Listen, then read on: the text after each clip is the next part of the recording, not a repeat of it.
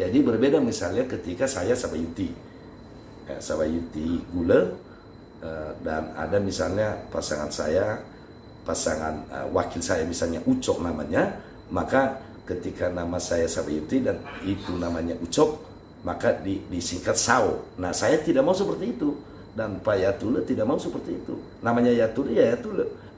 Artinya mereka tidak mau bersembunyi di balik sebuah nama gitu loh.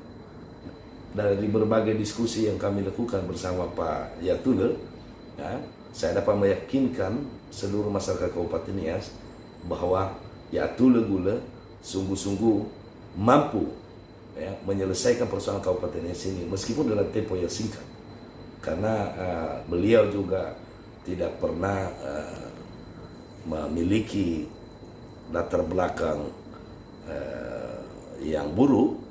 Beliau alumni Universitas Sumatera Utara, beliau alumni Universitas Indonesia yang sumber dayanya ya tidak bisa diragukan lagi. Harus diakui bahwa Yatule Gule memiliki sumber daya yang baik. Kemudian didampingi, didukung oleh seorang Aro Talase. Aro Talase pernah menjadi anggota DPRD 3 kabupaten kota, dan beliau juga pernah menjadi DPRD provinsi.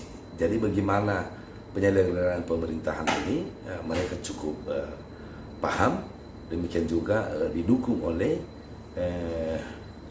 partai politik seperti kita, PDI Perjuangan, dan Partai Golkar yang memiliki koneksi, yang memiliki jaringan politik hingga di tingkat nasional.